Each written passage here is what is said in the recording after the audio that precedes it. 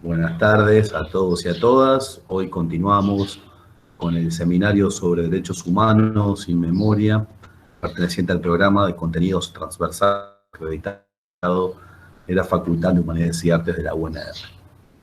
En el marco de la Unidad 3, Violencias Estatales y Gubernamentalidad de los Derechos Humanos, tenemos el agrado, el placer de recibir a la profesora Edith Campos. Edith es licenciada en Antropología por nuestra facultad, magíster en Docencia Universitaria, área en la que se especializó, en la Facultad de Filosofía y Letras de la UBA. Es profesora titular de Metodología y de Problemática Antropológica, ambas materias de la carrera de Antropología. Fue también, Edith, contratada como profesional por el Ministerio Público Fiscal argentino durante el periodo 2013-2019. El título de la clase de hoy es Dictaduras, Democracias y Construcción, Manipulación de Sentidos Socioculturales. Bienvenida, Edith. Hola a todos. La idea de la presentación tenía que ver con pensarnos como sujetos sociales, cada uno de nosotros. A veces creemos que somos individuos, que caminamos por la vida de manera autónoma, de manera autogestiva. A veces lo creemos nosotros y a veces nos lo hacen creer, ¿no? Los medios hegemónicos, los poderes fácticos, los gobiernos, los estados, distintos instrumentos del poder, podríamos decir, para sintetizarlo. Mi idea tiene que ver con pensar algunos conceptos que son centrales, a mi juicio, para entender la transición de esa dictadura de la cual han estado hablando en todos los cursos anteriores y la democracia que se gestó a posteriori y que se sigue gestando en la actualidad. En un contexto que pienso de manera estructural y de manera particular. ¿Esto qué quiere decir? Todos sabemos que las dictaduras en la región fueron orquestadas y gestadas desde la hegemonía mundial del sistema capitalista y del poder fáctico que podemos enunciar en Europa y en Estados Unidos. Pero también sabemos que tuvieron particularidades en cada una de nuestras regiones en relación a esas particularidades, ¿no? De nuestros países, de sus historias y de sus sujetos sociales. Suele haber, a mi juicio, una ausencia de explicación, interpretación y búsqueda de los sentidos sociales de las sociedades contemporáneas. Si ustedes ven el material que subimos como para complementar la clase, va desde Lechner hasta, digamos, pasando por Balandier y por Apadurai, ¿no? Dos son antropólogos, Lechner era abogado, creo que para mí era más filósofo que abogado, sociólogo. Este tema de las disciplinas me preocupa porque la idea es pensar 4 dimensiones para esto que estoy diciendo, ¿no? Las dictaduras y la transición a esta democracia que tenemos. Por ahora no le vamos a poner adjetivos, ni a la dictadura ni a la democracia, porque el adjetivo no nos sirve para pensarla en su complejidad, del pasado en el cual se gestó y del presente del cual emerge todo el tiempo, ¿no? Si la dictadura hubiese sido resuelta, superada, nosotros hoy no estaríamos hablando de la dictadura, porque habríamos superado cualquier problemática que tenga que ver con esto que aglutina este seminario, que son los derechos humanos. Entonces, pensarla sin adjetivos por ahora me parece importante. Martí, ¿querés hablar? Martina. ¿No? Bueno. Pensarla sin adjetivos me parece importante porque los adjetivos que quizás todos nosotros en este curso le estemos poniendo, adjetivos reales, adjetivos totalmente fácticos y totalmente verdaderos en el plano de la masacre que fue la dictadura, no es así desde otras voces, otras miradas y otros sujetos sociales. Y eso nos trae un problema que se vio claramente en el último periodo de gobierno del gobierno kirchnerista, pero que se vuelve a ver en este escenario de nuevo gobierno nacional.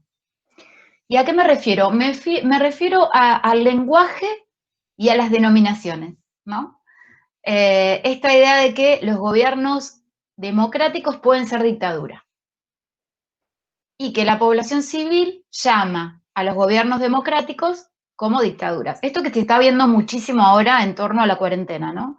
No me quiero detener ahí porque nos iríamos a un presente muy inmediato que no nos permite pensar, digamos, la no transparencia de estos conceptos que estamos poniendo, ¿no? Dictadura y democracia. Entonces, por ahora no me quiero ir a nada que tenga que ver con lo contemporáneo porque estamos todos muy embebidos de eso. Entonces necesitamos como alejarnos. Entonces, pensar, ¿no? Que la dictadura se gestó a partir de un golpe de Estado, para todos nosotros es básico, es elemental y es fáctico. Para muchísima población en la República Argentina, esto es confuso, es algo alejado en tiempo y en espacio y es debatible. Es debatible.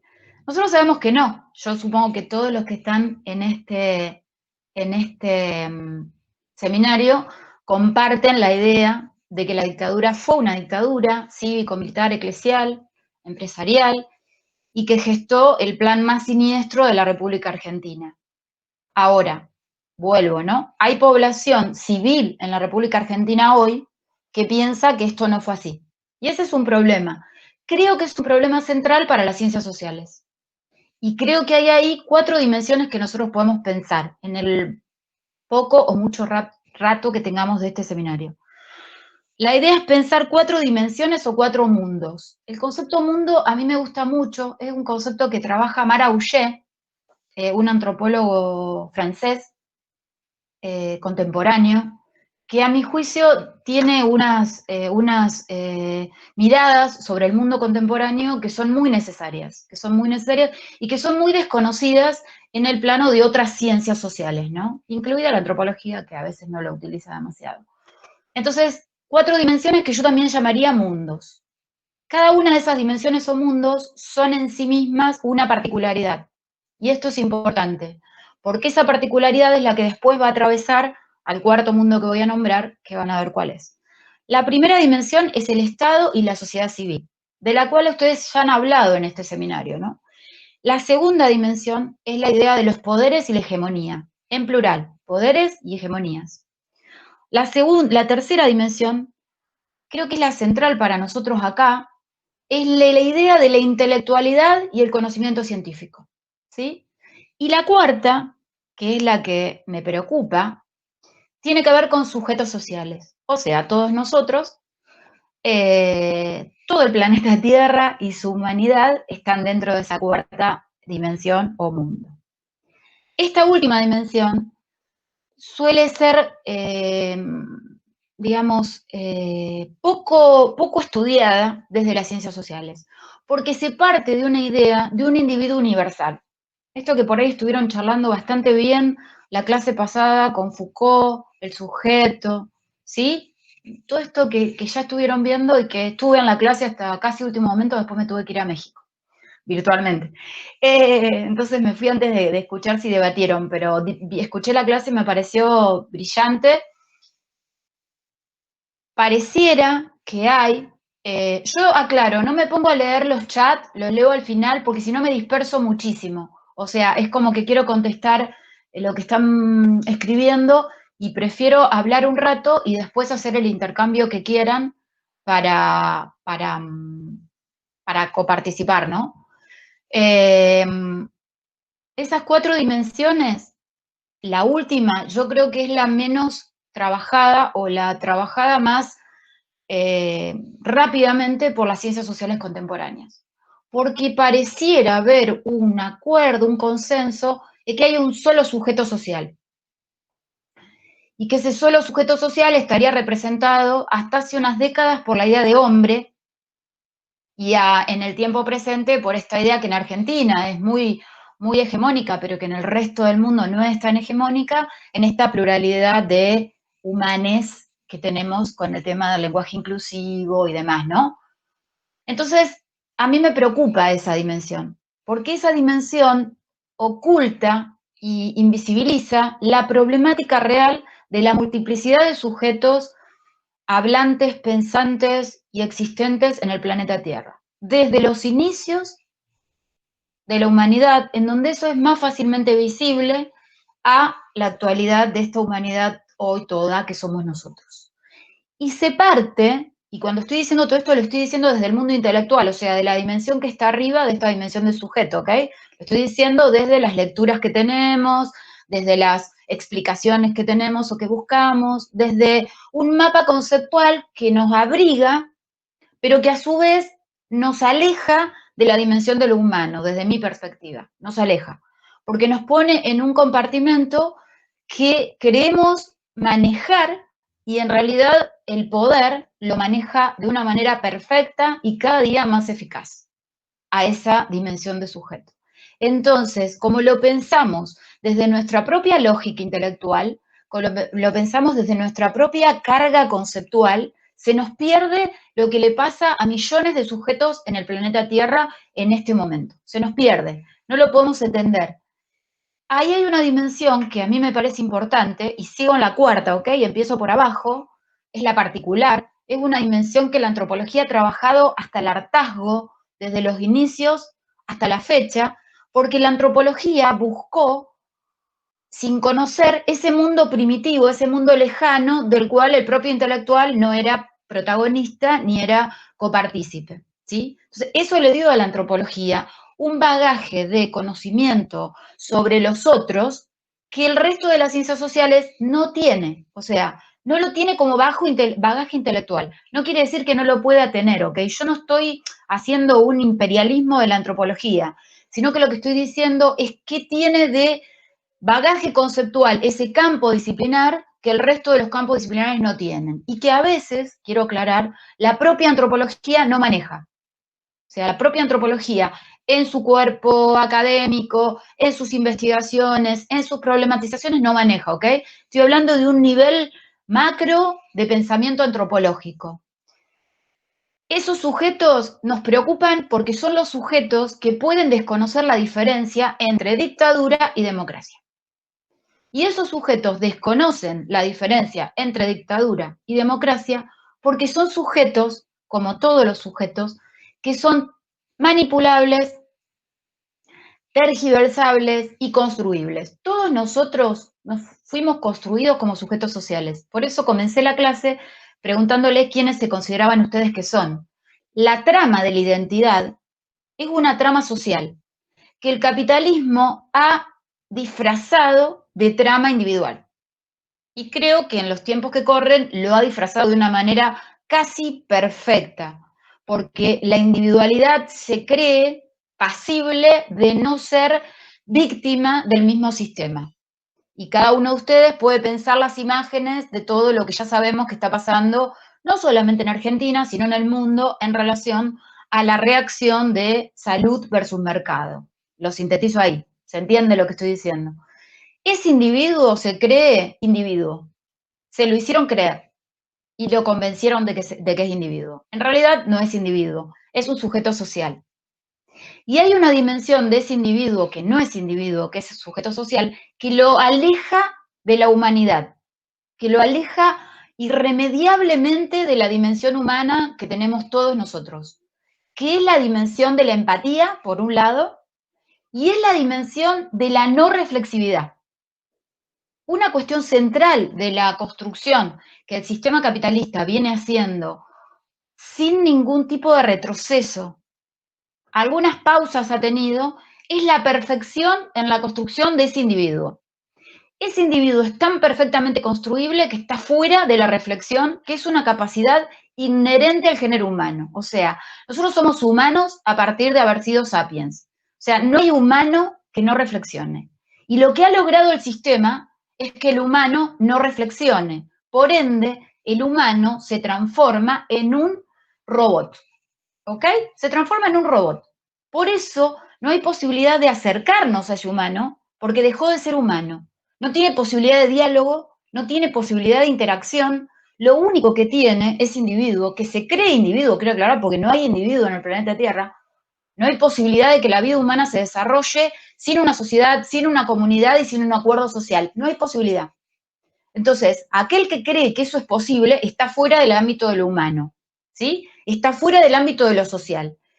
Y eso es peligrosísimo porque nos mete a todos en la misma bolsa, y ese es el problema. Si esa individualidad estuviese reducida en un grupo de robots que los ubicamos en alguna isla cibernética, nosotros estaríamos protegidos, porque no tendrían contacto con nosotros, no participarían de la vida ciudadana y nosotros los miraríamos como en una pantalla de televisión. Pero la realidad es que están entre nosotros. Están entre nosotros, hacen muchísimo daño y se hacen daño a sí mismos. Eso es una dimensión de la individualidad que se transforma en robot. Y esto el sistema lo ha perfeccionado. Ahora, vayamos a la dictadura. En la dictadura, y vamos a pensar claramente en la realidad argentina, porque es muy diferente la realidad de la dictadura argentina a la realidad de otras dictaduras en el continente. Si tenemos tiempo podemos pensar el correlato con Chile, pero por ahora vamos a pensar la nuestra.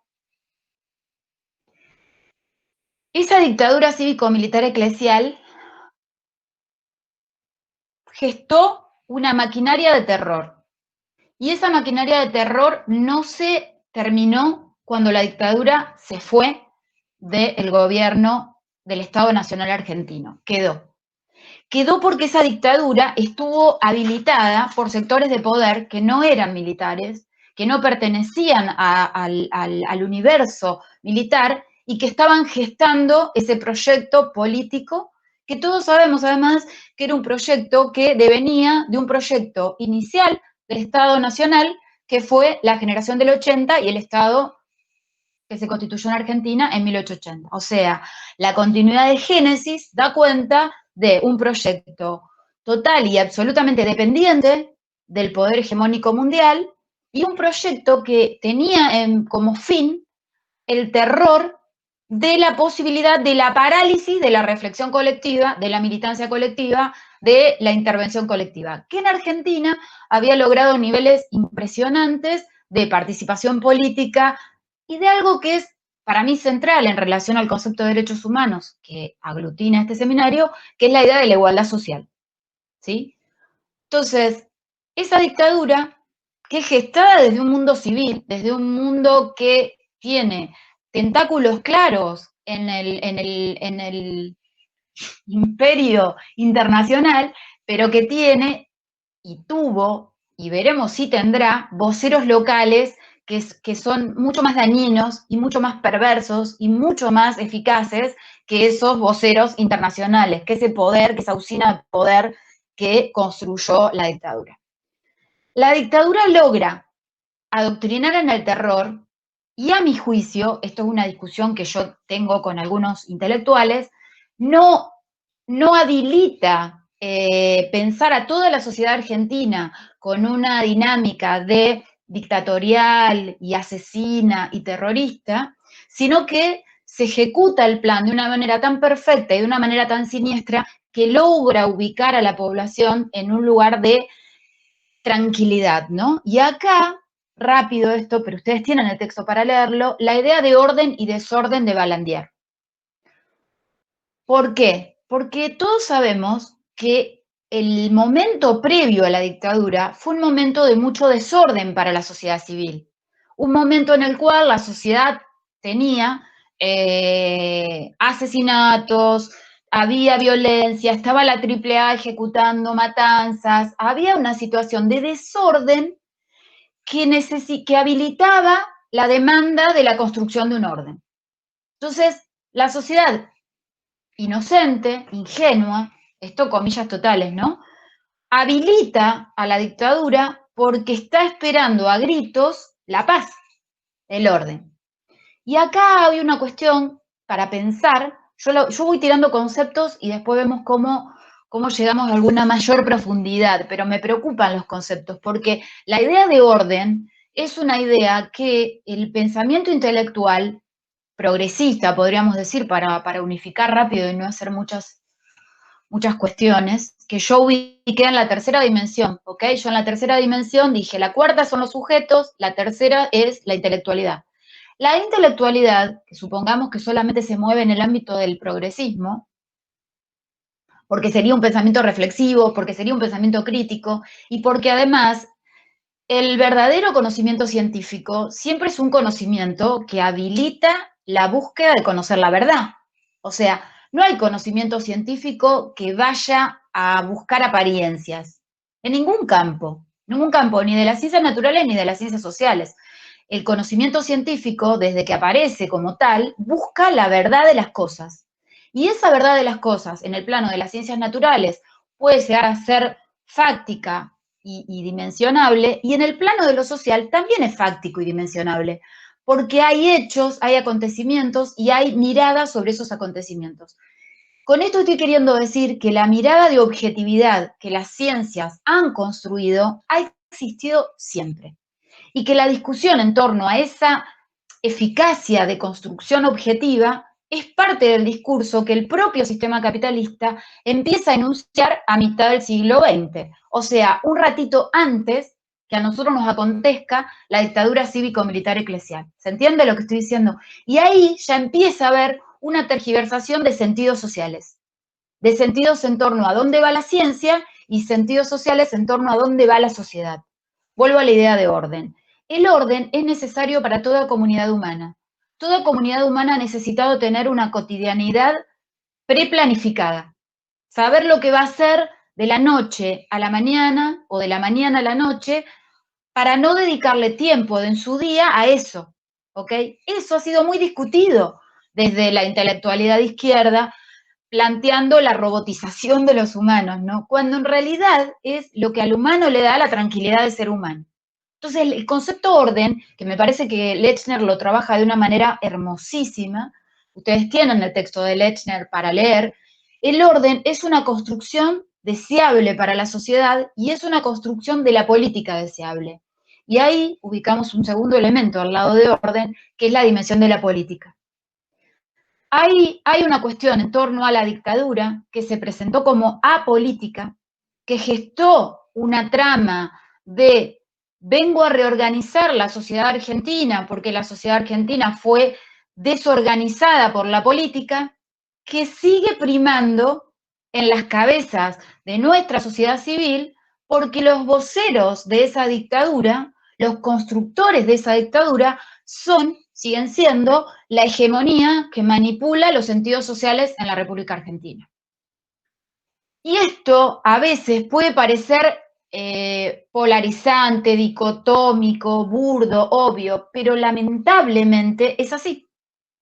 La famosa frase, cuando Macri fue candidato a presidente, Macri, sos la dictadura, que muchos pensamos como alucinada, como equivocada, como desaforada en el tiempo, ¿no? Porque Macri era relativamente joven en el momento, Macri hijo, en que la dictadura gesta su plan asesino. En la política de Estado que desarrolla Macri, realmente se ve que Macri era, es y será la dictadura cívico-militar eclesial en términos de ¿qué? De proyecto político.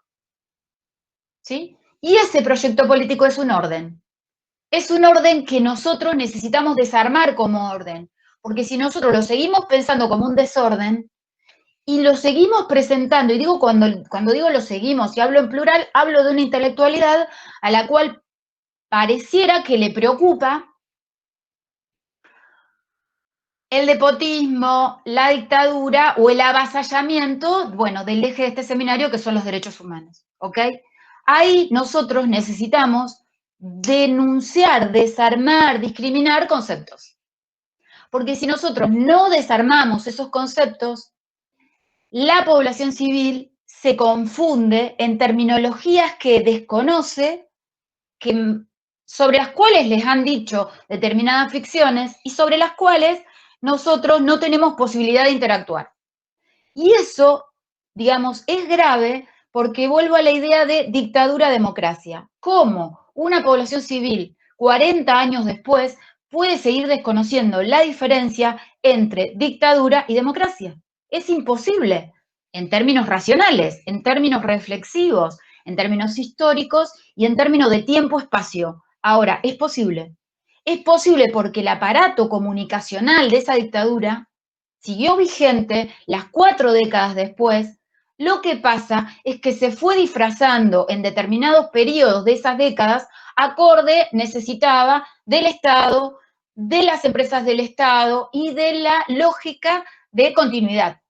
¿sí? O sea, ¿qué quiero decir con esto? Que muestra sus fauces en determinados momentos y las esconde en otros momentos, pero nunca deja de ser un poder hegemónico, perverso, siniestro, que lo único que busca es el enriquecimiento de sí mismo.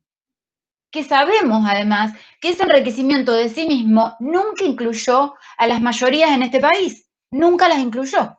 Entonces, ahí está lo perverso de la trama y lo perfecto de la trama de esa dictadura que creímos desterrada en 1983 y que no está desterrada en el 2020.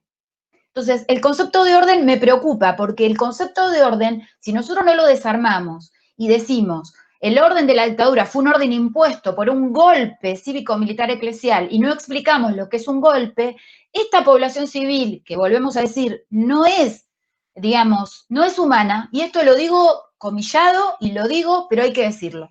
O sea, no hay manera de entender la cosmovisión de la sociedad civil argentina que hoy habla de una dictadura, en términos del gobierno que está en ejecución, si no la pensamos en términos de un robot. Y eso no es ni faltarle respeto, ni es subestimarla, todo lo contrario, es dejar de subestimar al enemigo. Porque acá claramente hay un enemigo, y el enemigo es de la sociedad civil toda, incluida de esos robots. Y acá nos equivocamos. Y nos seguimos equivocando en el plano de lo político y nos seguimos equivocando, creo, en el plano de la intelectualidad. Porque vamos al segundo plano, ¿no? ¿Cuál es, digamos, la gramática? ¿Cuál fue la gramática de la enunciación en la última década en torno al gobierno democrático de Néstor Kirchner, Cristina Kirchner y Cristina Kirchner?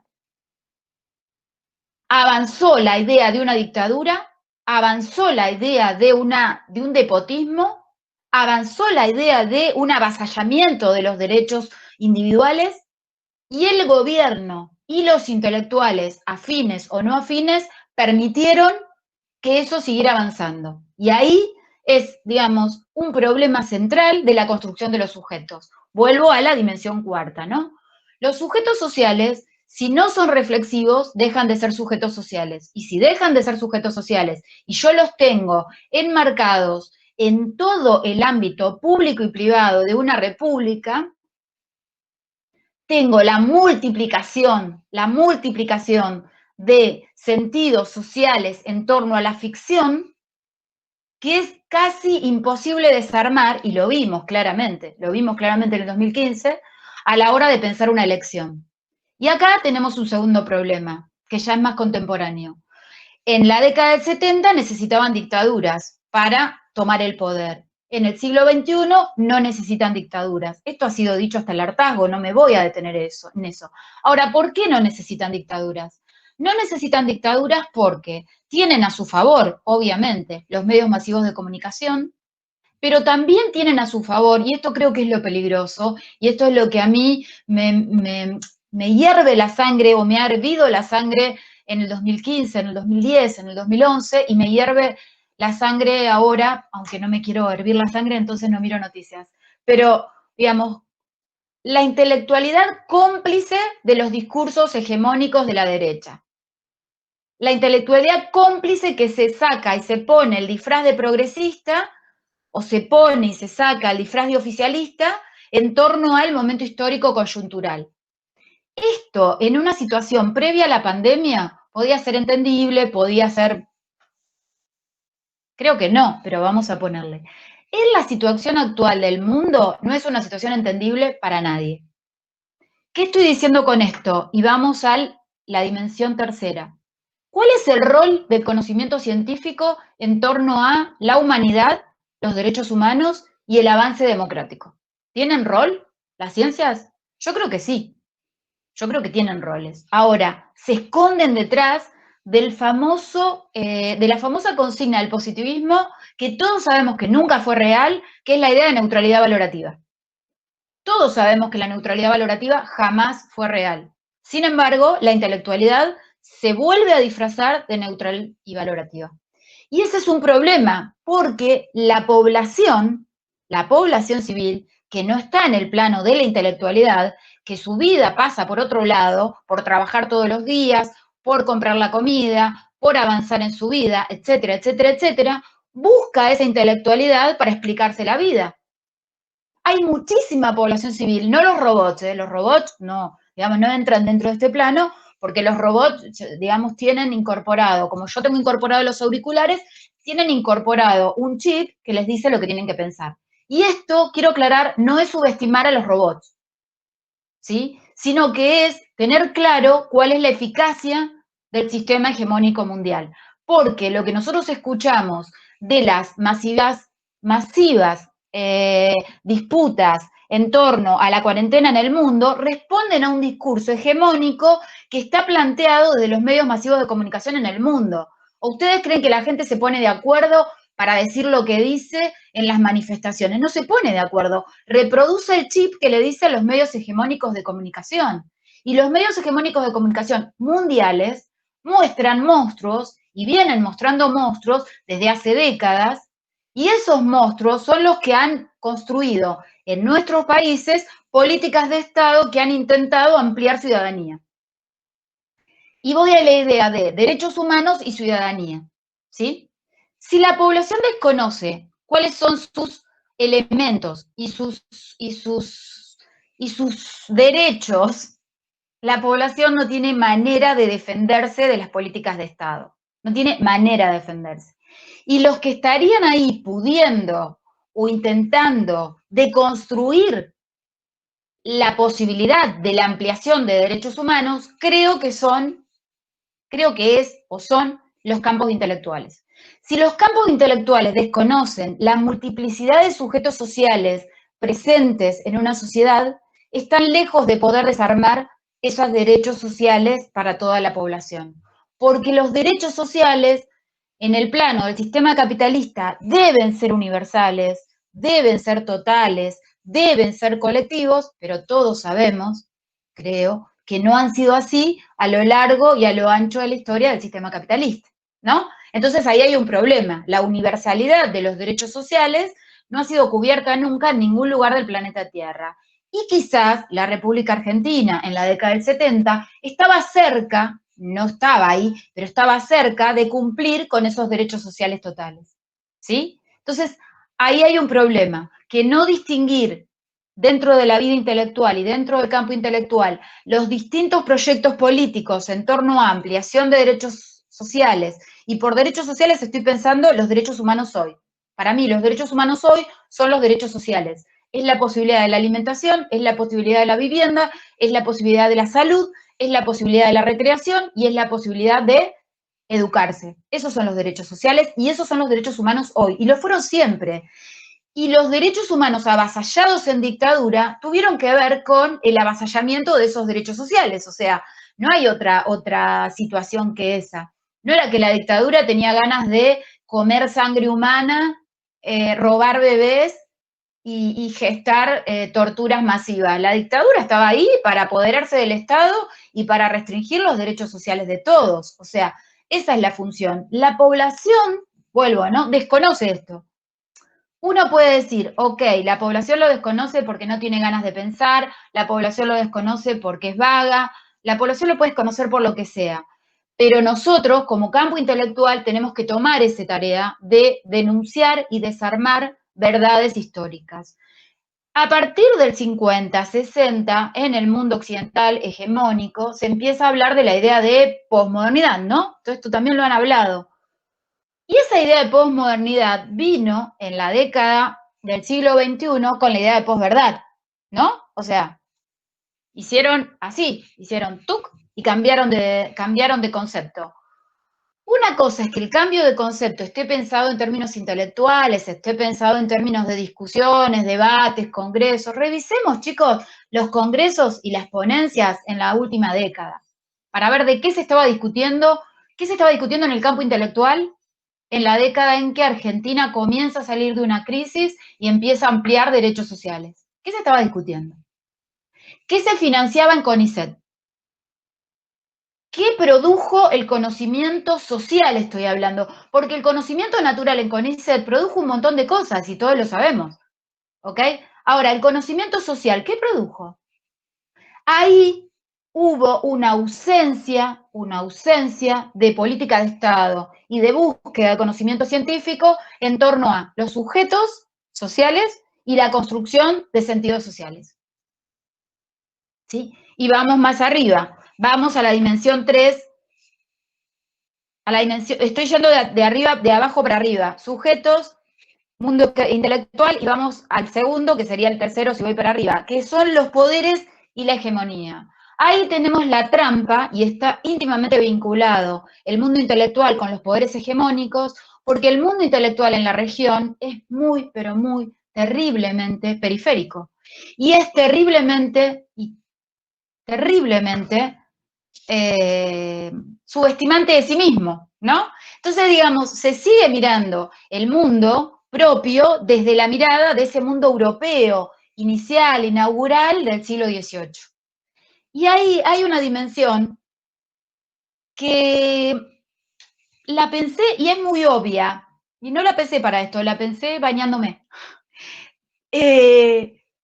Hay una definición de Balandier que es situación colonial. ¿Qué es la situación colonial? No es en el texto que les di, que socializamos, pero Balandier dice, una situación colonial es una situación en donde una minoría en un territorio no propio impone su forma de vida a una mayoría silenciada.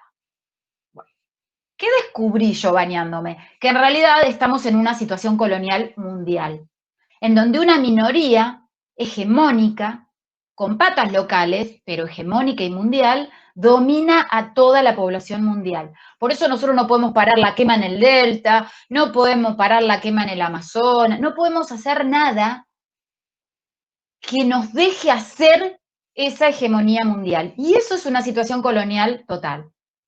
Y a nosotros nos contaron hace un siglo atrás que el colonialismo había terminado, por lo menos en esta parte del continente. Y este colonialismo nos ubica fuertemente en un lugar de inferioridad de pensamiento y de inferioridad de acción. Arriba de los poderes hegemónicos yo puse como primera dimensión la idea del Estado y la sociedad civil. La idea del Estado y la sociedad civil también, ¿no? Viene de esa idea europea del siglo XIX, de esa constitución del Estado-Nación y de la posibilidad de la constitución del orden, de ese orden burgués que acomoda los derechos a partir de determinados intereses, pero que medianamente fue acomodándose, ¿no? En el mundo, a un orden que empieza a ser desordenado por ese propio orden burgués. Y que en la dictadura es lo que se pone como plan de gobierno, o sea, el plan de gobierno de la dictadura era romper con un orden que en realidad había logrado el propio sistema capitalista. ¿Se entiende por dónde voy? O sea, era un orden propio, no era el orden rojo del comunismo, ¿no? Y en ese sentido, el orden del mundo occidental, tanto el orden comunista como el orden capitalista, en realidad son órdenes que nacen del mismo sistema capitalista. Y la pregunta acá, el comentario, es que en realidad este mundo intelectual y este Estado-nación y estos poderes hegemónicos parten de ese lugar unívoco, supuestamente homogéneo y supuestamente universal, que es el lugar del sistema capitalista. La clase pasada, Fede hizo alguna pregunta en torno a la idea de este juicio por la masacre de Napalpí, y en clases anteriores había aparecido la idea de la diferencia entre el reclamo de Santiago Maldonado y el reclamo de Nahuel, ¿ok? ¿A qué voy con esto? Voy a que el sistema capitalista se ha expandido a lo largo del planeta Tierra como el único sistema posible y ha inventado la idea de la universalidad de ese sistema en el medio de digamos, de la imposición de ese sistema. Ahora, el mundo existió antes que el sistema capitalista. Y vuelvo a la categoría que dije temprano para pensar las 4 dimensiones, la categoría de mundos socioculturales. China e India están dentro, China del comunismo.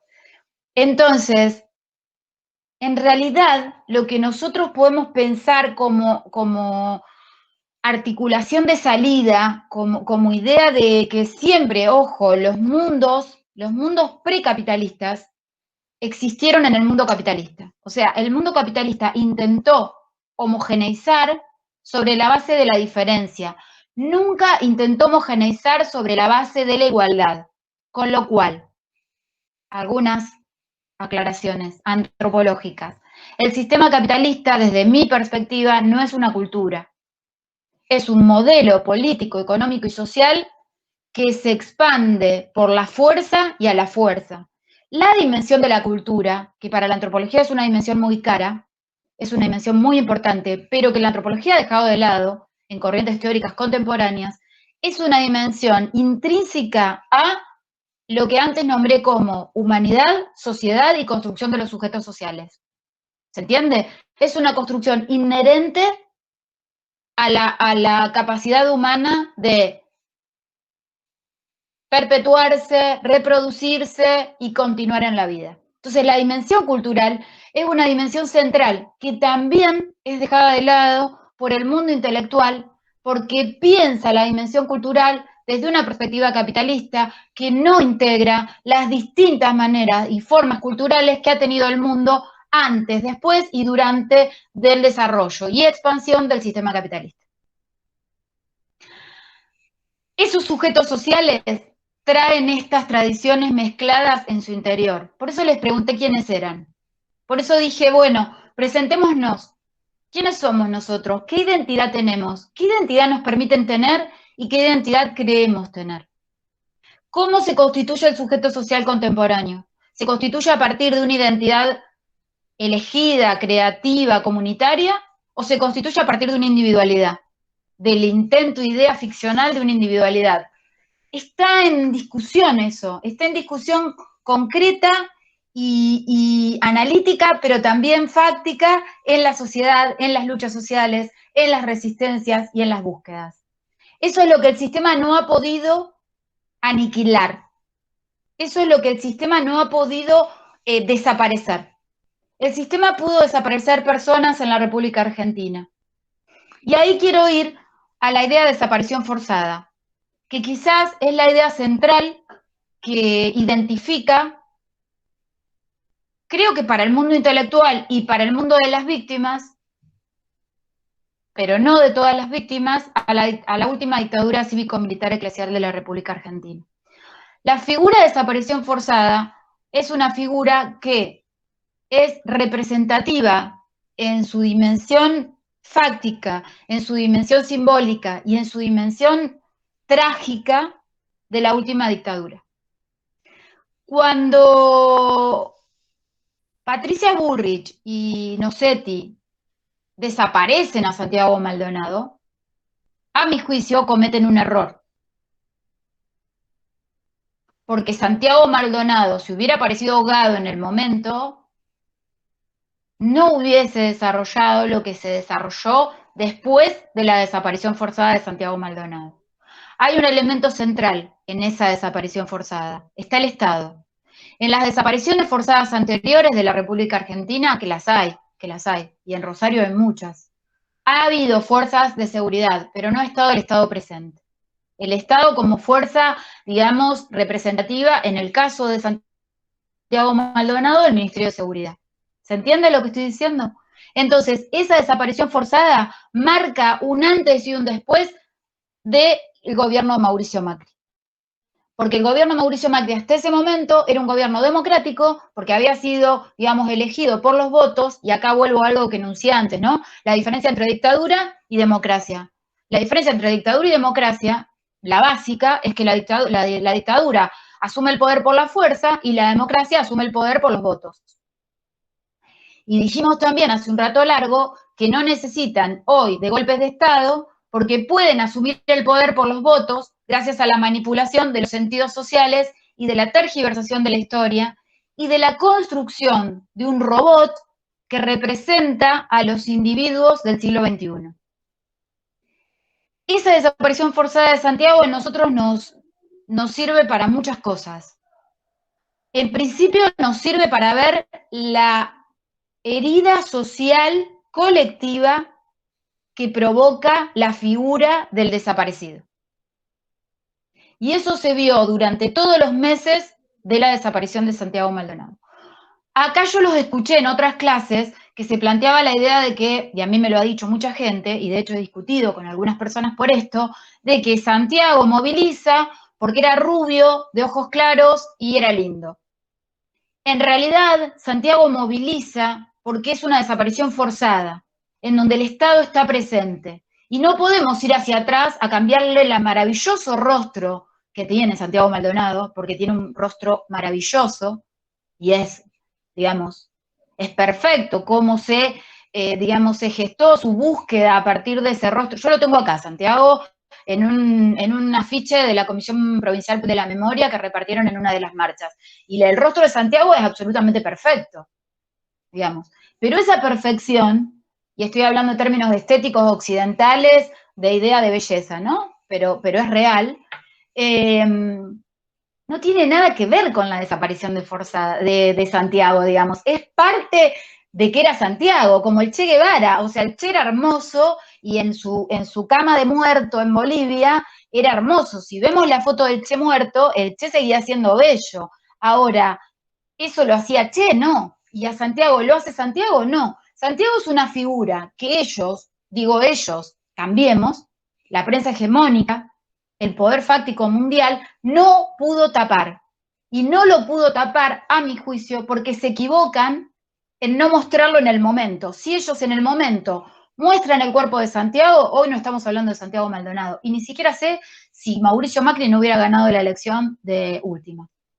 Porque recordemos que todo el, digamos, el ritual que se gesta a partir de la desaparición de Santiago es un ritual que devuelve lo colectivo, devuelve la idea de la posibilidad de reclamo, vuelve a aparecer una consigna que no había aparecido en todo el proceso democrático, que tenía que ver con la aparición con vida, y trae a colación una lucha, que esto es parte de la democracia y es parte de lo que debemos rearmar, reconsiderar, reconfigurar, que es lucha social por el sentido social. La democracia es lucha, la democracia es disputa, la democracia es órdenes que se contraponen. Y la derecha históricamente ha dicho que la democracia es un orden impuesto sin posibilidad de discusión. Eso es lo que hay que discutir y eso es lo que la intelectualidad progresista dejó de discutir en la década de los K. Lo dejó de discutir.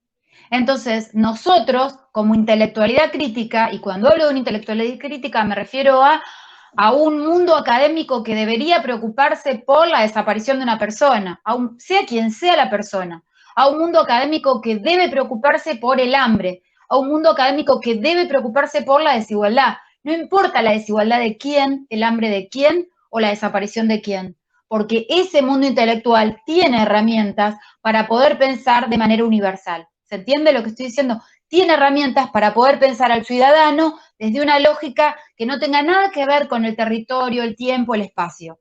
La población civil no necesariamente tiene esas herramientas. Entonces, esa desaparición de Santiago retrae a la población argentina y la retrae por fuera del tiempo generacional de cada quien que fue retraído. Y en eso es una memoria social. Personas que no vivieron la dictadura, digamos, de todas las edades, sintieron la dictadura en carne propia con la figura de la desaparición de Santiago Maldonado.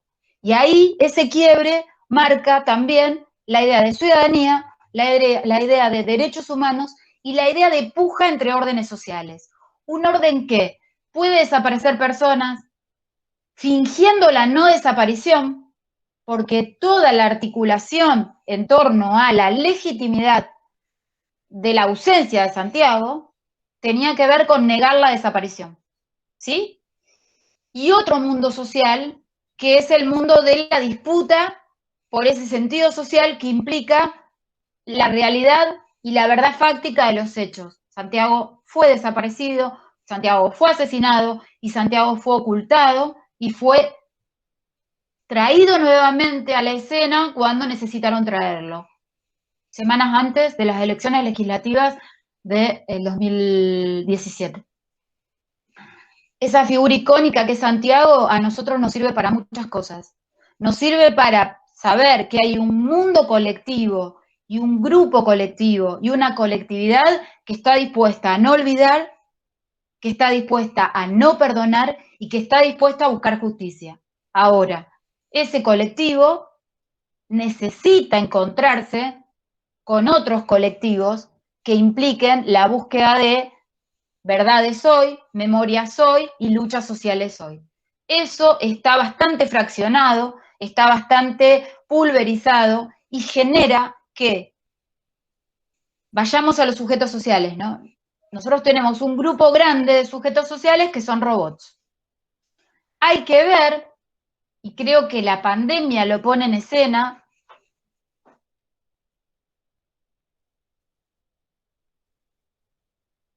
sí, creo que es otra la situación. Ahora te contesto, Franco. Termino, así podemos interactuar. Termino una idea y preguntamos lo que quieran. Interactuamos lo que quieran.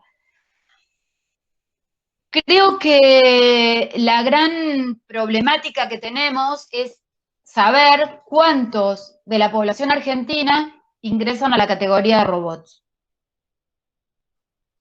Porque eso se juega en cada elección. En cada elección presidencial, en cada elección legislativa, en cada nueva elección que se dé de acá en más, nosotros vamos a estar pensando cuántos de los votantes son robots y cuántos de los votantes contienen y pueden gestar reflexiones. No quiere decir que la reflexión implique un solo voto, eso no estoy diciendo eso, no creo que se entiende, sino que estamos pensando un Estado que amplía derechos, un Estado que busca inclusión social, versus un Estado que reduce derechos y excluye. En esa polaridad, digamos, no sabemos dónde estamos en este momento, pero no estamos en el mejor de los mundos porque la manipulación en torno a la pandemia ha generado nuevas, digamos, nuevas cristalizaciones de pensamientos muy, pero muy autoritarios en torno a la idea del individuo. ¿Sí? Medio que termino como empecé.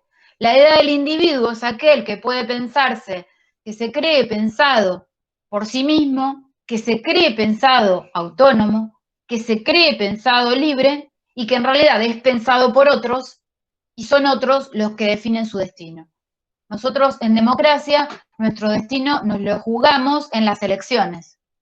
Si nosotros no tenemos manera de controlar, de saber y de comunicar cuál es el sujeto que va a ir a un cuarto oscuro y va a meter su voto en torno a un suicidio colectivo o a un proyecto colectivo, creo que estamos en problemas. Porque nosotros no tenemos otro elemento, nosotros digo la población civil, la sociedad civil, los proyectos políticos que buscan un consenso y que buscan la posibilidad de un ascenso, digamos, de igualdades sociales, de derechos humanos, creo que no tenemos otro elemento que ir por el tema de los votos, que ir por el tema de la democracia, que ir por el tema de la construcción del consenso, que ir por el tema de la lucha de sentidos sociales. Si desconocemos desde el mundo intelectual, y creo que desde el gobierno se sigue desconociendo esto que yo estoy diciendo, desde el gobierno nacional, la idea de cómo se construyen las identidades sociales y cómo se manipulan los sujetos sociales, se sigue jugando una disputa que es desigual, que por un lado pone reglas de juego limpias y que por el otro lado las reglas del juego no son limpias, son reglas de juego que implican guerra, que implican adversarios, enemigos, que implican aniquilación, que implican estigmatización, que implican represión y todas esas palabras, conceptos que yo dije, si hacemos el esquema dictadura-democracia, las tengo que ubicar en la dictadura. ¿Ok? Yo no las puedo ubicar en democracia a todas esas conceptualizaciones. Y nosotros sabemos que parte del arco político de la República Argentina tiene esas enunciaciones, tiene esas discriminaciones, tiene esos conceptos, y esos conceptos son tomados después por esas reproducciones automáticas que hacen los robots.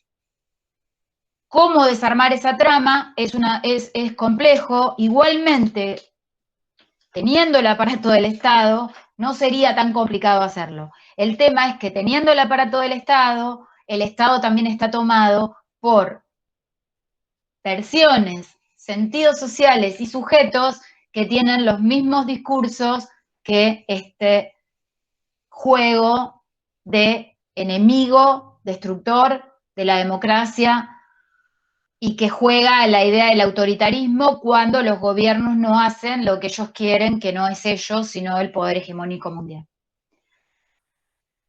Yo no sé si dije todo lo que quería decir, pero me gustaría escucharlos. Pero la idea es tensionar un poco la idea de universalidad y de particularidad, la idea de concreciones de vidas humanas, de órdenes sociales y de modelos políticos en pugna. Esa sería la idea, digamos, para pensar cómo se logra la manipulación en sentidos sociales que van contra la propia existencia, que van contra la propia reproducción de su vida y que van contra la propia vida de la humanidad. Franco, me escribiste 200.000 cosas. Leo todo lo que escribiste. Franco, ¿querés hablar?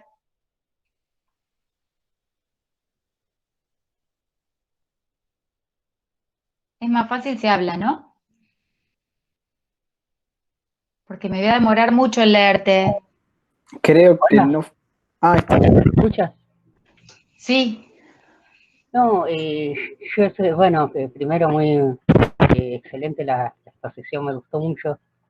Sí, yo también pensaba desde que habíamos visto por el tema con Agamben, que justamente también él señalaba, aunque desde un punto de vista no más eurocéntrico, que esto de dictadura o democracia no es una idea que nos vende la derecha y de algún modo había que desconstruirla, ¿no? Que seguía operando, incluso en democracia, muchos mecanismos, ¿no? De esos sistemas antidemocráticos, entre comillas, ¿no? Y es muy interesante también esto, hoy se habla, ¿no? Se inventaron el término infectadura, otros hablan de espiadura cuando hablan del macrismo. Yo he escuchado a mucha gente que ha hablado de mafia cuando hablan de Macri, pero es muy interesante, ¿no? Pensar, por ejemplo, que todavía tenemos tantos represores libres, ¿no? O que están en prisión domiciliaria, y de eso la verdad que en los grandes medios no se habla, ¿no? Por eso me pareció un tema tan interesante que también el debate, ¿no? Por la disputa del sentido, qué significa república o qué significa constitución, que la verdad que cuando uno escucha los debates del Congreso es como que algo que no se discute, que son palabras que significarían una sola cosa. Y yo recordaba, una vez en Pensamiento Argentino leímos a John William Cook, y él tenía un concepto de república popular, ¿no? Las leyes y la Constitución fueron pensadas para que la gente pueda vivir bien, pueda comer, pueda tener derechos, ¿no? Y viene una dictadura y te saca todo, desaparece personas, bueno, después otro concepto que yo había pensado, pero no sé si estaría bien usarlo, cuando se habla de que estos grupos serían una especie de antipolítica, ¿no? Que de algún modo estarían atacando a la política como tal, ¿no? O a lo político, como práctica, le estarían negando, ¿no? Desde cierto pensamiento cultural o culturalista. Una vez Darío Zeta había estado en una charla y él decía, también son políticas, decía, había que darnos cuenta de eso. Y yo pensaba si no tendrán en el centro de ese pensamiento que va contra lo popular, ¿no? Estaría un concepto de la democracia, no solo de democracia como algo que es para unos pocos, ¿no? Que no participa el pueblo, sino un concepto más amplio de lo que es la desaparición.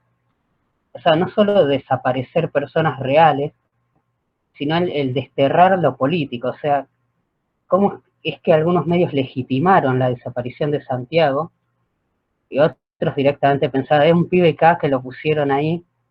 Yo me había indignado muchísimo y yo pensaba qué terrible que algunas personas crean esto y hasta hayan conseguido poner en cuestión que una persona haya desaparecido, cosa que en otra época no hubiera sido posible.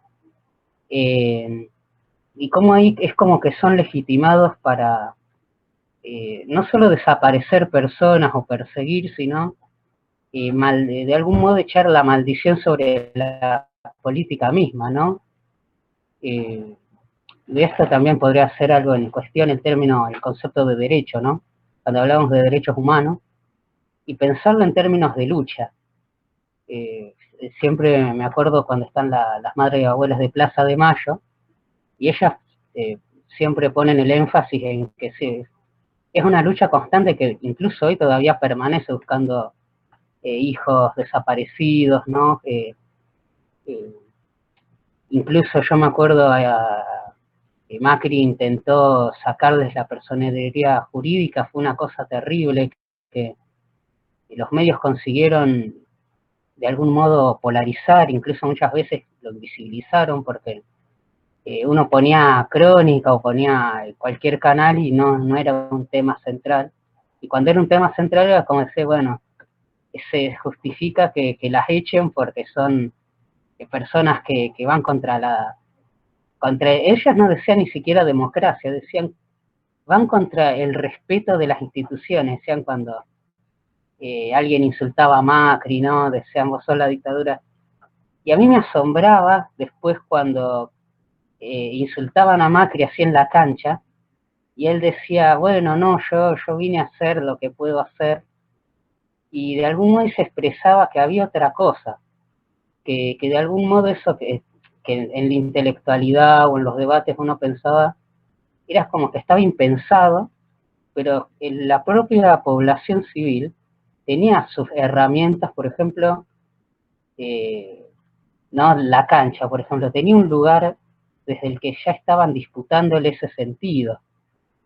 De algún modo eso a mí me parecía bastante extraordinario, ¿no? Que a pesar de haber formalmente perdido las elecciones, tuvimos un gobierno que en 80 años decían la derecha no había conseguido que sus gobiernos duraran todo el periodo, Macri fue el primero en 80 años, y cómo a pesar de esas derrotas formales, ¿no? En las urnas, esa no fue una derrota definitiva, nosotros lo sabemos porque ahora tuvimos el cambio de gobierno, ¿no? Pero algo que le subrayan todo el tiempo a Alberto es, cuidado que esto no fue como en el 2003, y ahora tenés un montón de distritos, incluso de provincias, que te hacen la pelea en contra, no incluso, que muchos sectores sigan teniendo ese poder que tienen, ¿no?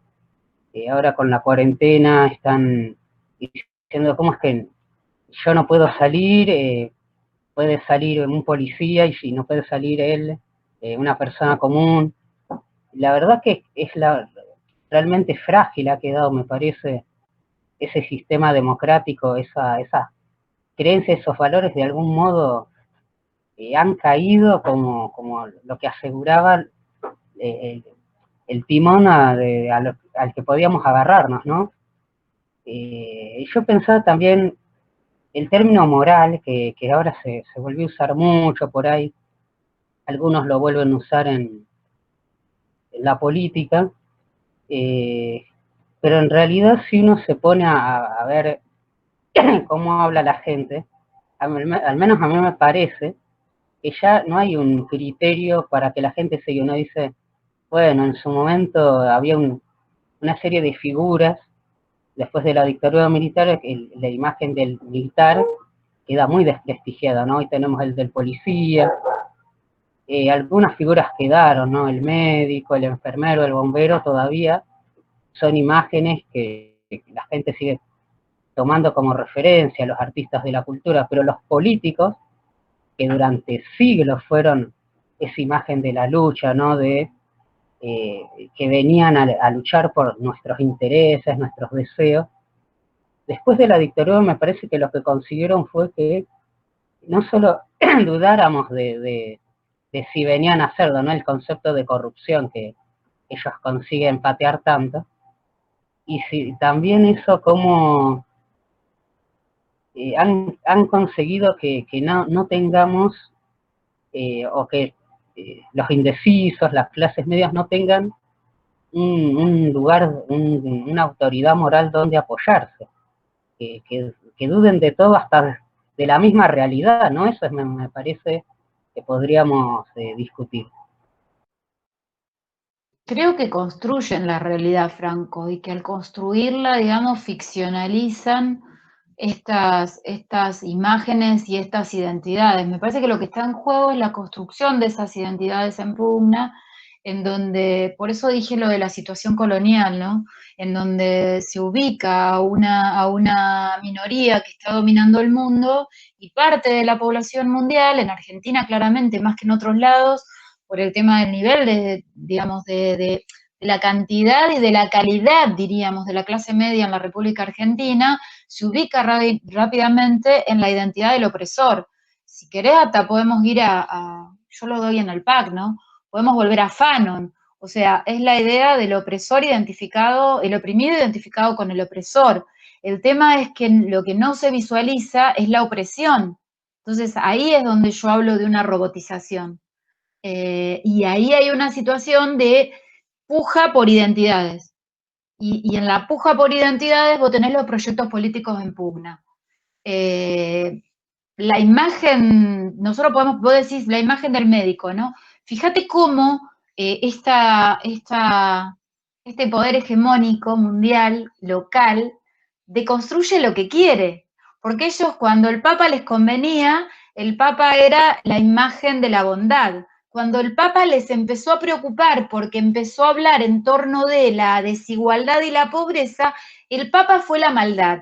E inmediatamente este sector poblacional digamos, que se reconstruye y se construye a partir de lo que los medios dicen, porque, ojo, uno puede creer que esto es, digamos, muy dicotómico, ¿no? O muy, no es la palabra dicotómico, como que es muy burdo decir esto, pero en realidad todo lo que escuchás de ese grupo poblacional está reproducido por los medios masivos de comunicación. No hay ideas propias, digamos, por más bestiales que sean esas ideas. Somos, fíjate, como una imagen histórica de la iglesia, ligada a una creencia, fue rápida y digamos, y burdamente ubicada en el enemigo. O sea, y ahí ves el poder real de la adscripción de este sector poblacional, que yo vuelvo a repetir, creo que la conceptualización que hay que tener sobre ese sector es la idea de robot, porque si no, no tenés manera de poder desarmarlo. Y quiero volver a algo chiquitito que dije al principio, ¿no? ¿Por qué son robots y no son sujetos sociales? Porque no logran ni un mínimo de empatía con su propia humanidad. Y el primer elemento de la humanidad es la empatía. Es el primer elemento de la humanidad, porque la humanidad tiene un problema. La humanidad es digamos, es una especie que necesita del cobijo, de la protección, de lo gregario, de lo colectivo. La humanidad no existe, o sea, un bebé no existe si no hay un otro que lo abraza, lo mira y le da alimento durante un tiempo muy prolongado, pero muy prolongado, ¿sí? De las especies vivientes es la especie que más necesita del cobijo. Entonces, si como especie no pueden entender eso, están fuera de la especie. Y eso es, digamos, muy fuerte, es muy problemático, porque si fuera una cuestión de identidad, vos la podés desarmar con hechos, ayer estaba en un encuentro virtual con gente de México, que había gente de Brasil, y contaban que habían hecho investigaciones en torno al gobierno de Lula y del PT, y que habían descubierto ahora que en realidad la población brasileña había creído, durante todo el gobierno de Lula y de Dilma, que los bienes que tenían, o sea, la mejora, había sido en función de que Dios se los había proveído. Entonces, digamos, ¿cómo? ¿Se entiende lo que estoy diciendo? ¿Cómo la población no, digamos, si vos no estás detrás de la explicitación de las políticas sociales, de la enunciación de esas políticas, ubica donde la derecha quiere esos derechos adquiridos, ¿no? Porque creo que a todos nos sorprendió, ¿no? Esta idea de cuando Lula es detenido, que no haya una reacción popular en torno a la defensa de Lula. Yo creo que digamos que nos sorprendió porque pensamos que había un grupo poblacional que iba a salir a defender al tipo que les había dado de comer, para decirlo rápido, ¿no? Y sin embargo, digamos, lo que se dijo públicamente es que Lula se entrega porque veía que no había una movilidad colectiva que estuviera reclamando por él. Y la otra versión es que en Argentina no se detiene a Cristina porque sí hubiera habido una reacción popular masiva en torno a la detención de Cristina Fernández de Kirchner. Y digamos, y ahí, eso era una parte que iba a decir y al final no dije, creo que hay un elemento de la República Argentina para hablar de lo positivo, y lo positivo tiene que ver con lo colectivo, quiero aclarar eso, ¿no? Para mí lo positivo tiene que ver con lo colectivo nunca es privilegio, los colectivos son los derechos sociales, eso es lo que hay que recalcar a nivel analítico, porque si no pareciera que es cuestión de me gusta o no me gusta, y no tiene que ver con eso, tiene que ver con un mundo que integre a los mundos, como quería ya por los 90 el zapatismo, y que sea cada vez más inclusivo. Lo colectivo de Argentina y lo positivo de Argentina tiene que ver con esta historia que estuviste nombrando, Franco, el aprendizaje de madres, abuelas, hijos, hermanos, y hoy, las historias desobedientes de los hijos de los represores, ubica a la República Argentina en un lugar de sujeto social muy crítico, muy resistente, muy activo, que en realidad también es lo que la derecha quiere destruir. Y un elemento que quería decir que no dije es que en realidad ellos, además, esta derecha internacional y local, les dieron a estos robots en el último tiempo un interesante lugar de participación política que este sector no tenía. Y ahí yo creo que hay un nuevo problema. Acá hay digamos, había una frase que yo les quería leer de Balandier, que no les leí. En un momento Balandier habla del hombre, ¿no? Pero nosotros sabemos que está hablando de la humanidad o el humano. Dice, la indiferencia, el desprecio, la violencia pueden atacarlo a costas más reducidas. La inquietud y el miedo lo confinan en la pasividad. El poder técnico lo hace moldeable. La apatía terminaría por hacerlo el espectador desvinculado de todo y de sí mismo. Esto fue escrito en los 90. Hoy sabemos que esa apatía, digo Argentina o digo el mundo, ¿no? Ya lo saca de ser espectador y ellos logran, estos robots, logran sentirse representativos y políticos en esas manifestaciones que hacen contra la cuarentena. Ellos logran expresar una identidad ahí. Y eso es lo más trágico y complejo que tenemos que analizar. Digo desde el campo de las ciencias sociales, porque ahí hay un plano del suicidio colectivo, hay un plano del riesgo de la salud, hay un plano de múltiples cosas que ¿no? Los vuelven a ubicar en la trama de robots, los vuelven a ubicar en esa trama, y yo digo robots porque no son animales, porque el plano de la animalidad, un perro, si vos le pegás, y si vos lo maltratás, nunca olvida el maltrato, nunca olvida el golpe, y cualquier acto reflejo lo lleva a ese golpe. Tengo una amiga que tiene un perro de la calle, que es el dueño de su vida, el perro, Misterio se llama, es un personaje divino, pero Misterio, cuando la ve a ella con la escoba, se esconde. Obviamente a Misterio le deben haber pegado con una escoba. Misterio es perro. Estas personas, que para mí, vuelvo a repetir, sin subestimar, yo quiero aclarar que no estoy subestimando a nadie, estoy tratando de pensar analíticamente y antropológicamente estos comportamientos sociales. No llegan ni a ser perros, porque si algo hizo el gobierno de Macri con ese sector poblacional fue castigarlos. O sea, nosotros teníamos el dólar a 9, y cuando se va a Macri, ¿a cuánto está el dólar? Y ese sector poblacional quiere el dólar, quiere los viajes, quiere toda esa cosa, digamos, del modelo, podríamos decir, capitalista internacional, no sé, díganle lo que quieran. Lo digo para hacerlo corto. Entonces, no llegan a ser animales. A ver. Y nosotros, los humanos, venimos del campo animal. Nosotros éramos homínidos y nos transformamos en sapiens por dos cosas fundamentales. El azar, la adaptación y el comportamiento colectivo y gregario. O sea, la humanidad sin lo colectivo no existe.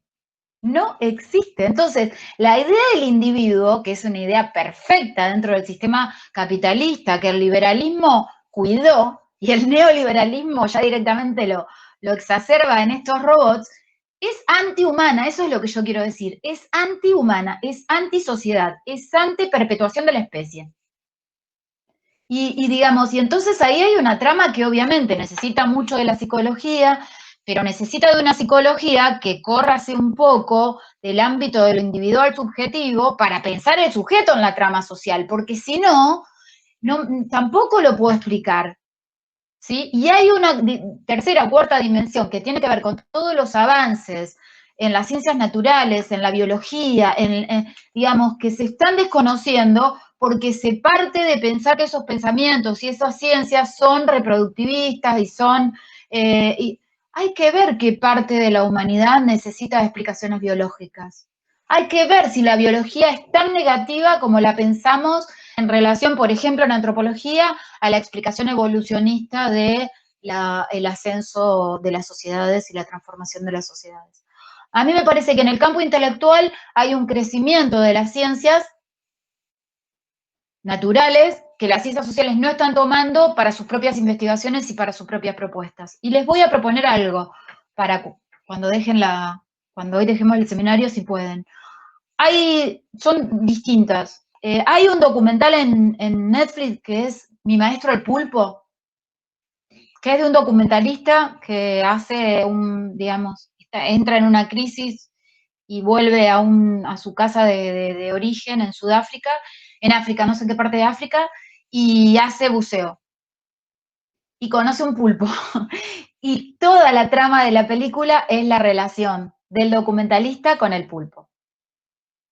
Esa película muestra que la dimensión humana está también en los animales, y hasta en los animales acuáticos. Véanla, porque es impresionante. O sea, ahora, si la humanidad de la que estamos hablando, ¿sí?, que es estos robots que yo estoy diciendo, no logran sostenerse en esa humanidad, vuelvo al inicio de la clase, están en problemas ellos, pero estamos en problemas nosotros, porque son ellos los que pueden terminar dirigiendo y definiendo una elección. Nosotros no tenemos otro elemento para organizar los órdenes sociales que no sea a partir de las elecciones democráticas. Por ahora no hay otro elemento. No hay otro elemento. Entonces, si nosotros, como sociedad civil crítica, como sociedad civil comprometida con la humanidad, ¿se entiende lo que estoy diciendo por humanidad, no? O sea, estoy hablando hasta en términos decimonónicos, si ustedes quieren, porque son las consignas de la Revolución Francesa. A ver, igualdad, fraternidad, libertad. Estamos hablando de esas consignas pensadas en el siglo XXI para toda la humanidad, sin filtros, ¿no? Si un pulpo logra relacionarse con un humano en el fondo subacuático de un océano, ¿cómo un humano no se logra identificar con otro humano en el mundo en que estamos viviendo? ¿Cómo puede haber frases contra la medicina? A ver, digamos, ¿cómo alguien puede hacer un cartel diciendo que los médicos mienten en el pleno contexto de la pandemia? Hay un nivel ahí de delirio que está sostenido y que está en la ficción de los medios. Otra frase de Balandier, que es que la sabemos, pero que no la ponemos en práctica a la hora de analizar nuestras sociedades. Él dice, la fábrica cultural de hoy, y está hablando de los 90, es principalmente la que funciona por los medios de comunicación y las redes. Eso hoy está multiplicado al hartazgo. O sea, es imposible escapar de eso. Y no se escapa desde el plano individual hasta de sectores progresistas, hasta de sectores que se consideran críticos, hasta de sectores que pueden reflexionar. Yo creo que el elemento que define la humanidad es la reflexión. Si vos encontrás con sujetos que no reflexionan, y ojo, no estamos hablando como cierto campo de las ciencias ha hablado de que alguna humanidad no simboliza, no estoy diciendo eso. O sea, porque toda la humanidad llegó al ámbito de los sapiens y simboliza toda la humanidad. El tema es que hay una parte de la humanidad que decide dejar que otros simbolicen por ellos. Y en ese sentido, Franco, la reconfiguración de conceptos, de la idea de dictadura, de la idea de corrupción, de la idea de apolítico. Y creo que el problema de lo apolítico, que obviamente desde el plano de la política, Lucas me va a matar, obviamente es político, yo creo que es un error seguir insistiendo con que es, digamos, con decirle a las personas que se ubican en un lugar de crítica a la política que son apolíticos, porque no, digamos que lo apolítico es político, porque los ubicás de nuevo en un cerramiento que impide la reflexión. O sea, desarmar ese cerramiento creo que es la tarea que nos queda en esto que va de la vida democrática en la República Argentina.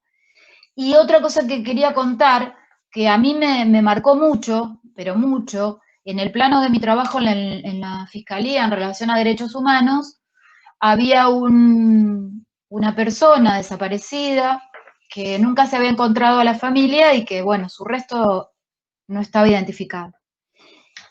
Y no se podía identificar el resto porque no había ADN familiar para cotejarlo. Y encontramos a la familia. Y cuando la familia vino a la Fiscalía, no voy a decir qué grado familiar tenía porque no quiero que esto trascienda, pero era un grado cercanísimo, planteó el curro de los derechos humanos. Y estamos hablando de una víctima directa que había llorado durante 40 años la ausencia de su miembro, que había desconocido, digamos, el paradero, que había desconocido la forma, que había todo. Esa persona había entrado dentro de la lógica de cómo la dictadura enunció en su momento la búsqueda por la verdad y cómo los medios hoy, en ese contexto era Macri, enunciaban la búsqueda de la verdad, la justicia y la memoria. Es más complejo de lo que creemos. Si fuera solamente, por eso digo, a ver si se entiende, no es solamente una cuestión de clase. Yo no nombré en ningún momento de mi exposición el concepto clase. Hablé de mundos sociales y hablé de construcción de sentidos sociales y de sujetos sociales. Mucho tiempo se creyó que los sectores populares, por ser sectores populares, estaban resguardados de pensamientos de derecha, o esos pensamientos de derecha estaban vinculados a la histórica y bella producción de ideas de Gramsci en relación al sentido común. Pero hoy es mucho más complejo porque lo que está en juego es la dinámica de la ascripción identitaria. Y las identidades son ascripciones, no son estáticas, no son fijas, no tienen que ver con la clase social, no tienen que ver con los lugares de confort, tienen que ver con la posibilidad, creo yo, de la reflexión o la reproducción de que otros reflexionen por mí. Y eso se ve mucho también en el ámbito de las clases. O sea, en el ámbito de las clases los estudiantes vienen y te plantean que no saben dónde ver información, que no saben dónde adquirir herramientas para pensar la realidad. Y a Paduray, no en el texto que yo les digo, pero sí en otro texto, que se llama El futuro como hecho cultural, creo, después les digo bien si quieren el nombre, plantea que en realidad la formación en investigación científica es un derecho humano. Porque la formación en investigación científica le da a la población herramientas objetivas. Y vuelvo al comienzo de la clase. Las ciencias no se equivocan, las ciencias construyen conocimiento científico. Que nosotros nos peleemos con las ciencias porque terminan siendo reproductivas del sistema es otra cosa. Y es siempre, además, la tecnología, ¿no? Porque ¿quién se enojó con Einstein por la teoría de la relatividad?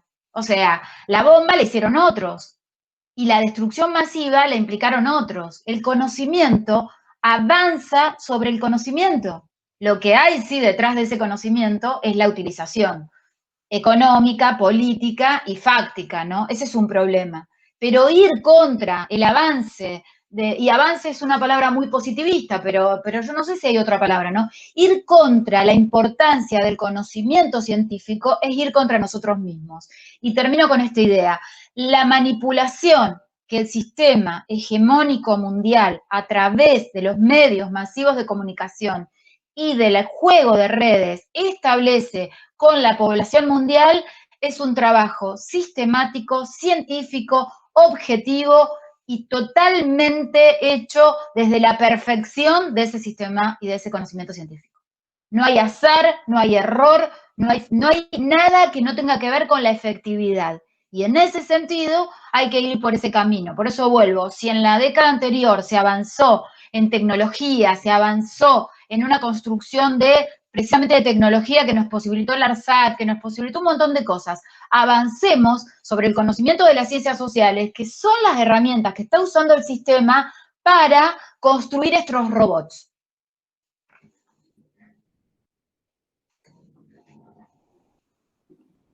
Muy bien, Edith. Muchas gracias. Exposición magistral, dice Franco. Esta vez precisa. No, miren El Pulpo y miren una película, perdón Lucas, pero me olvidé de la otra película, que a mí me llamó mucho la atención en relación a las posiciones ideológicas. Hay una película, que no sé si me voy a acordar el nombre, pero también en Netflix, que es documental, que es sobre el conflicto que hubo en Perú en el 2006 con el tema de Alan García y si alguien puede googlear para decir el nombre, y y el acuerdo con Estados Unidos en relación a la extracción de petróleo del Amazonas. Ese documental está producido por Leonardo DiCaprio. Me llamó poderosamente la atención, pero poderosamente la atención, la perspectiva del Congreso peruano y la perspectiva de los familiares de las víctimas directas. Ahí se mata un montón de policías que estaban resguardando los yacimientos petrolíferos, ¿no? Y la posición de la mujer del que estaba comandando ese operativo, que es asesinado por la comunidad, en el cementerio, escuchen el discurso de la mujer. Me llamó poderosamente la atención este nivel que nosotros lo encontramos solamente en la República Argentina, en las víctimas de la dictadura, en toda esa población que no pide venganza, a eso me estoy refiriendo, que no pide, ella habla el choque de dos mundos, exacto. Me llamó, pero poderosamente la atención, porque, el Congreso, porque tiene un nivel si bien, no se aprueba y demás, no importa, la posición de algunos congresistas me llamó poderosamente la atención, bien. Y después ese discurso de la mujer, porque se veía realmente un lugar no tan, a esto voy, ¿no? Tan robotizado en la manera de pensar la realidad, a pesar de que la mujer estaba en el velorio de su marido, y se ve claramente la tergiversación, sí, de los medios, de la posición y demás. Ese documental me parece muy, muy interesante y nos muestra la previa de la quema actual en el Amazonas. Yo estuve en esa zona de Iquitos y estuve después, porque el documental es otra cosa que me llamó la atención, es el periodo en que está filmado, porque pareciera que está filmado en el momento. Después no googleé cómo se produjo el documental, pero tal como muestran la comunidad amazónica, yo la vi en el 2012 cuando estuve en el Amazonas, y termino con esto. Se ve en ese documental y sirve para parte de lo que quise hablar, que hablé poquitísimo de eso, la construcción de otros mundos socioculturales, de otras formas de relación con la naturaleza y de otras maneras de pensar la vida. Se ve claramente, muy claramente en ese documental. Eso, no hablo más.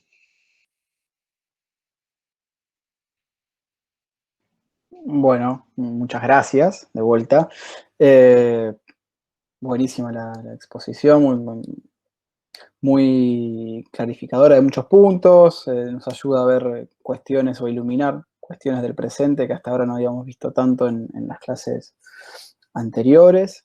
¿A un compañero o compañera le gustaría hacer alguna intervención, alguna pregunta, alguna reelaboración de algo de lo que estuvimos viendo? Si no, yo tengo una preguntita para hacerle a Edith, breve, porque sabemos que ya a las 7 ya se No, tiene no, pero yo 7 y tiene cuarto retirado. puede estar entrando del otro lado, Lucas. Bueno, muy Ya bien. viste, ya Hay avisé. tiempo. ¿Isolda?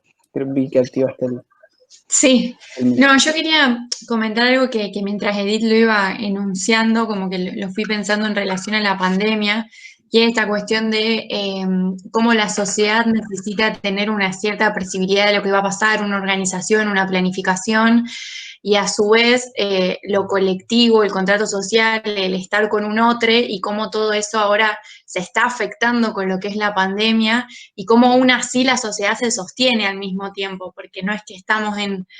el Estado sigue funcionando al fin y al cabo. Entonces, mientras vos ibas diciendo todo eso, yo como que lo iba pensando en relación a la pandemia y cómo también se van generando nuevas estructuras o nuevas formulaciones en relación a eso.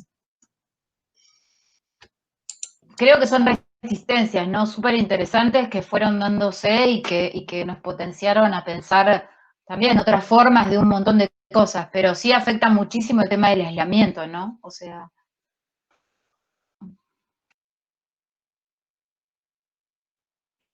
Sí, a cuento del comentario de recién, algo que me había quedado de la clase pasada y que lo puedo linkear con este, es el de la construcción del imaginario de individualidad, ¿no? El sujeto moderno como eje central de los discursos, de las relaciones sociales, o del lazo social que hemos venido construyendo, que incluso en esta situación de posmodernidad, que ya podemos llamar de esa forma, no solo se sostiene, sino que está exacerbado, ¿no? En los discursos meritocráticos, del éxito y del yo me armé, yo me hice solo. Y bueno, y quería traer a colación la vez pasada, y ahora me acordé de un filósofo británico, Andrew Collier, que para marcar este sentido situado, construido, social, de ese imaginario y no natural, plantea que pensar que somos individualistas o naturalmente tendemos a esa acumulación o a esa pretensión de acumulación y de tener una propiedad privada, es como entrar a un hospital, a la sala de neumología y pensar que todos los humanos tosen, ¿no? Digo, es para tener esa metáfora presente de que en realidad esos otros mundos posibles son total y absolutamente posibles, pero que hay una lucha política y cultural y social necesaria detrás.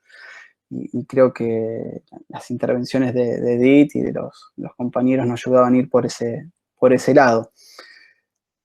Si no hay preguntas, esa era mi intervención. Si no hay otras preguntas, a mí me gustaría consultarte, Edith, algo que a lo mejor no tenga mucho que ver con la intervención que realizaste, sí con un pequeño momento de cuando comentabas esta reacción de una persona familiar de detenido desaparecido. Me gustaría preguntarte, desde la antropología, cómo se interviene en el campo de los derechos humanos y específicamente ¿no? en un lugar institucional concreto como es una fiscalía de lesa humanidad, pero desde la antropología, cómo se interviene en el campo de los derechos humanos. Mira, lo que a mí me pasó con la fiscalía, acá con DESA, fue sin querer queriendo empezar a articular todas las estrategias metodológicas y herramientas que tenemos en la búsqueda de estos casos que estaban como colgados en la fiscalía y que llevaban a búsquedas de pequeñas huellas, de pequeños restos que no estaban siendo buscados desde la lógica del derecho digamos, de lo que tiene que ver con el desarrollo de una fiscalía. Y en ese sentido, la producción de conocimiento antropológico por fuera de la academia tiene mucho para dar, porque es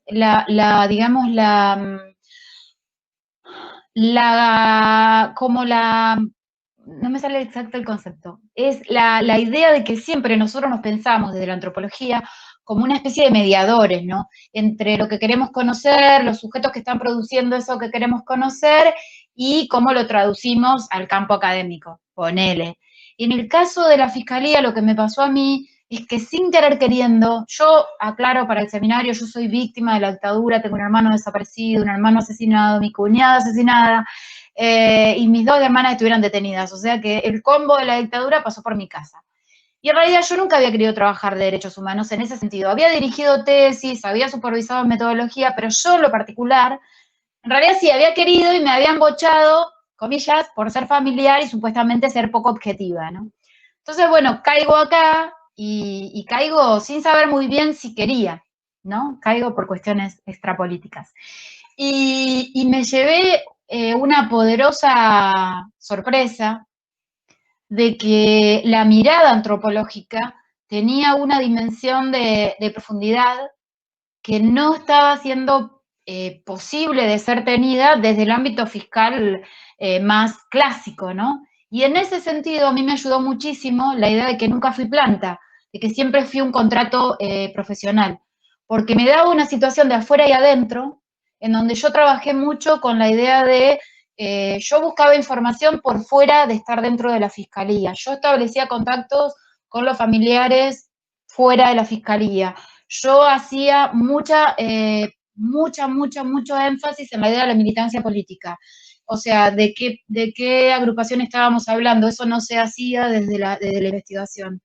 Y lo tercero, hacer una cuestión de círculo de redes entre la memoria de los militantes, la memoria de las familias, y lo último que me pasó, que quizás viene a cuenta de estas dos caras, la cara de un familiar que puede decir el curro de los derechos humanos, y la cara de un vecino, de vecinos, que a 40 años de un episodio violento, en una cortada de la ciudad de Rosario, de un episodio que terminó con un asesinado y el cuerpo entregado, y una asesinada y el cuerpo escondido, no entregado, las personas que vivían enfrente a esa pensión, 40 años después, me relataron el hecho como si estuviera pasando en este momento. Y me agradecieron que los escuchara. Nadie en 40 años había ido a ese sitio.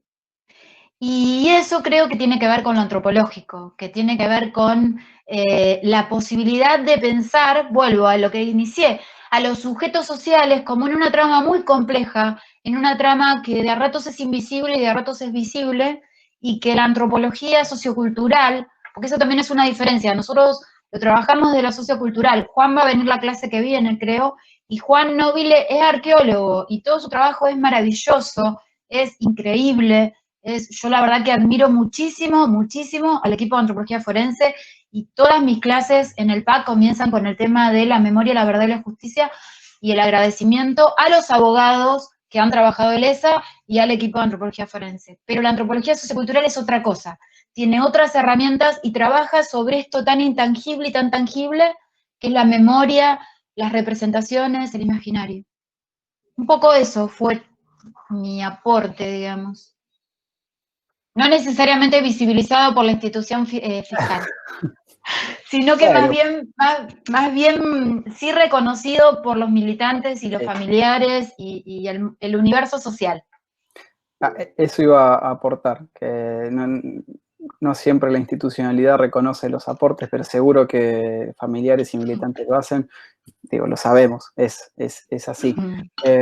Para enganchar con la clase que viene, efectivamente Juan Nobile, también antropólogo, representante del equipo argentino de antropología forense en Rosario y la zona que abarcó las ciudades, ¿no? Alrededor de Rosario, que fue la que abarcó durante la última dictadura militar, la zona 211, trabaja también en otros lugares.